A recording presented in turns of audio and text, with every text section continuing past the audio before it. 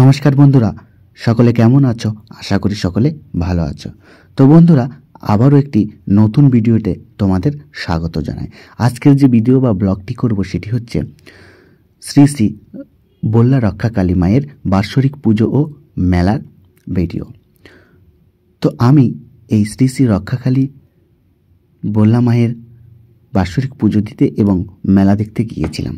তো তারই ভিডিও আজকে আমি তোমাদের সামনে উপস্থাপন করছি। তো এই যে বল্লা মা, সেই বল্লা মায়ের অবস্থান কোথায় এবং এই বল্লা মায়ের ঠিক পুজো কবে হয় সে বিষয়ে প্রথমে তোমাদের একটু জানাই।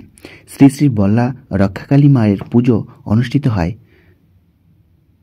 রাস পূর্ণিমার মেলার বা রাস পূর্ণিমার ঠিক পরের শুক্রবারে অনুষ্ঠিত হয়।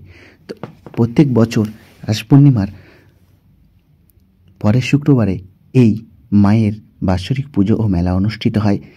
এই মায়ের অবস্থান আমাদের পশ্চিমবঙ্গের দক্ষিণ দিনাজপুর জেলার বালুরঘাটের কাছেই বল্লা নামক গ্রামে। এই বল্লা নামক গ্রামে যেতে হলে আমাদেরকে 512 নম্বর জাতীয় সড়ক ধরে বালুরঘাট পাওয়ার ঠিক আগেই বল্লা নামক স্থানে নামতে হবে। সেই 512 নম্বর জাতীয় সড়ক থেকে প্রায় 1.5 থেকে 2 কিলোমিটার ভিতরেই কিন্তু এই মায়ের মন্দির অবস্থিত। তো মন্দিরে যাওয়ার আগেই ঠিক দেখতে পাচ্ছ, এটা মায়ের মন্দিরের প্রবেশদ্বার, প্রধান প্রবেশদ্বার। আমরা তারাপীঠ গেলে যেরকম প্রবেশদ্বার দেখতে পাই, মূল প্রবেশদ্বার, এটিও মায়ের মূল মন্দিরের প্রবেশদ্বার। তো এই মূল মন্দিরের প্রবেশদ্বার পেরি হয়ে কিন্তু দুদিকে প্রচুর দোকান এবং ভিড় ঠেলে মায়ের মন্দিরে যেতে হবে। তো লক্ষ লক্ষ মানুষ এই মায়ের মন্দিরে বাৎসরিক পূজা দিতে ও মেলা দেখতে আসে। এই মায়ের মহিমা কিন্তু অপরিসীম। প্রায় 400 বছর আগে এই পুজোর সূচনা হয়েছিল এবং রীতি পরম্পরা মেনে কিন্তু আজও সেই পুজো মেলা অনুষ্ঠিত হচ্ছে।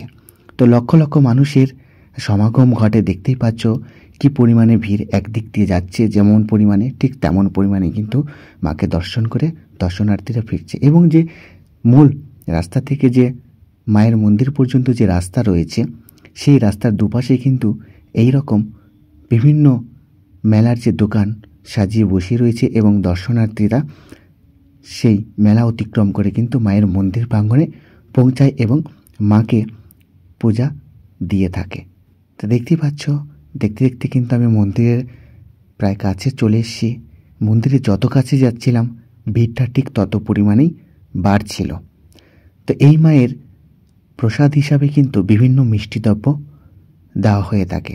দেখতে পাচ্ছ তোমরা এই যে দোকানগুলো, সেই দোকানে কিন্তু বিভিন্ন মিষ্টিদ্রব্য সাজিয়ে বসে রয়েছে মায়ের প্রসাদ হিসাবে। এগুলো ভক্তরা মায়ের কাছে দিয়ে থাকে। তো এখানে যেমন বাতাসা, নকুলদানা রয়েছে, তেমনি অন্যান্য মিষ্টিদ্রব্য রয়েছে। তো ঢুকতেই দেখতে পাচ্ছ ঠিক মায়ের মন্দির। এই মন্দিরের যে চূড়াটি দেখতে পাচ্ছ ফুল দিয়ে সাজানো, সেটা হচ্ছে মায়ের মূল মন্দির। এবং এই যে সাদা সাদা দেখতে পাচ্ছ মেলাতে, সেখানে কিন্তু এই যে ঝরা, সেগুলো কিন্তু মায়ের মন্দিরে ভক্তরা বেঁধে দেয় এবং মায়ের ভোগ হিসাবে ভিন্ন মিষ্টিদ্রব্য দান করে থাকে প্রসাদ হিসাবে। তা আমিও দেখতে দেখতে পৌঁছে গিয়েছিলাম এবং আমিও মায়ের জন্যে মিষ্টিদ্রব্য নিয়েছিলাম। অতি সাধারণ সেই মিষ্টিদ্রব্য, মা অন্য কিছু গ্রহণ করেন না। এখানে বিভিন্ন মিষ্টিদ্রব্য আবারও দেখাচ্ছি, বিভিন্ন লাড্ডু, কদমা এবং নকুলদানা, বাতাসা ইত্যাদি, এই সমস্ত দিয়ে কিন্তু মা সন্তুষ্ট হয়ে থাকে এবং ভক্তগণের মনোবাঞ্ছা পূর্ণ করে থাকে। তো এবারে বলি, এই মা কিন্তু এবারে কিন্তু প্রচুর পরিমাণে দান পেয়েছে।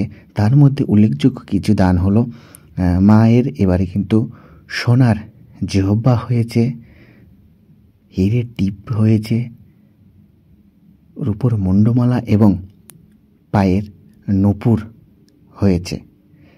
এই সব মিলেমিশে কিন্তু এবারে কিন্তু মায়ের রূপ অপরিসীম, একটা খুব সুন্দর রূপ মূর্তি আমরা দেখতে পেয়েছি। মা প্রায় সবই অলংকার পেয়েছে, জিভ থেকে শুরু করে পায়ের নূপুর থেকে শুরু করে, এর আগেও পেয়েছে, এবারও পেয়েছে। তো মায়ের দিন দিন রূপ কিন্তু সুন্দর হতে চলেছে। তো সমস্ত কিছু শেষে আমি ভোগ নিয়ে মায়ের মন্দিরে পৌঁছাচ্ছি, মাকে পুজো দিব এবং মায়ের কাছে প্রার্থনা করব এবং তোমাদের সকলের জন্যই প্রার্থনা করব। তো দেখো, এই হচ্ছে মূল মন্দির এবং মূল মন্দিরের সামনেই কিন্তু ভক্তদের প্রবেশ এবং সেখানে কিন্তু ভক্তরা তাদের মনোবাঞ্ছা চেয়ে থাকে। তো দেখো, এই হচ্ছে মন্দিরের সামনেই ঝরাগুলো বাঁধে মনোকামনা নিয়ে। আর এই মন্দিরের ঠিক পাশেই রয়েছে মানত কালীর ঘর। সেখানে কিন্তু অনেকেই যে মানত করে কালী পুজো দেওয়ার জন্যে ছোট ছোট প্রতিমা করে, সেই দেখতে পেলাম আমরা। তো ভিড় ঠেলে কিন্তু আমি একদম মায়ের মন্দিরের সামনে পৌঁছে যাচ্ছি। প্রচুর পরিমাণে ভিড়, ভক্তরা দেখতে এসছে এবং পূজা দিতে এসছে। মায়ের মন্দিরে সকলেই আসবে, সকলেই পূজা দেবে, এটাই স্বাভাবিক। তো মায়ের কাছে পুজো দিলাম এবং প্রার্থনা করলাম সকলের জন্য, সকলে যেন ভালো থাকে, সুস্থ থাকে। এই হচ্ছে বল্লা মায়ের মূর্তি। বল্লা মায়ের ঠিক সামনে আমি দাঁড়িয়ে, হাজার হাজার দর্শক তাদের মনোবাঞ্ছা নিয়ে মায়ের কাছে পৌঁছেছে এবং তারা মাকে পুজো দিচ্ছে, ভোগ নিবেদন করছে। অপরূপ সৌন্দর্য মায়ের সেই মৃন্ময় মূর্তি, যা দেখে মন প্রাণ জুড়িয়ে গেল। তো দেখতেই পাচ্ছ আমি ঠিক সামনে দাঁড়িয়ে রয়েছি এবং অসংখ্য মানুষ